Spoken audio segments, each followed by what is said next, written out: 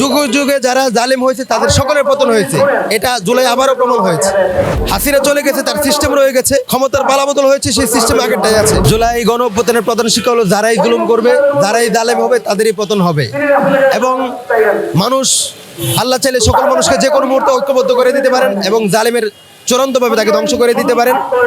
যুগে যুগে যারা জালেম হয়েছে তাদের সকলের পতন হয়েছে, এটা জুলাই আবারও প্রমাণ হয়েছে। হাসিনা পালানোতে জালেমদের একটা আইকনিক যে কাঠামোর যে একটা আইকনিক স্তম্ভ ছিল সেটা নষ্ট হয়েছে, সেটা ধ্বংস হয়েছে। তবে হাসিনার যে সিস্টেম, সেই সিস্টেমটা এখনো রয়ে গেছে।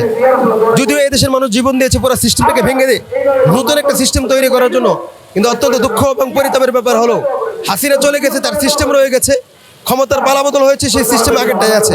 তবুও শুক্রিয়া যে হাসিনার পতন হয়েছে।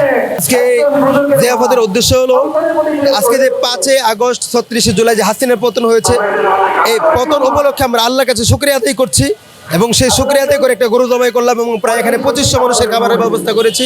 এবং এই খাবারের ব্যবস্থা আমরা করেছি ঐতিহাসিক শাপলা চত্বরে, যেখানে আমাদের শত শত ভাইরা শহীদ হয়েছে, রক্ত দিয়েছে, জীবন দিয়েছে, আহত হয়েছে এবং আমরা সেই শহীদদের সরাসরি সাক্ষী। আমি হেফাজতের রাতে ঐতিহাসিক শাপলা চত্বর 5 মে রাতে আমি এই শাপলা চত্বরে ছিলাম। আমরা এখানেই আয়োজনটা করেছি, আমরা যেন সেই শহীদদেরকে স্মরণ করি এবং শহীদদের জন্য দোয়া করি, শহীদদের রুহের মাগফিরাত কামনায় এবং হাসিনার পতনের শুকরিয়ায় আজকে আমরা এই গণজাগরণের আয়োজন করেছি।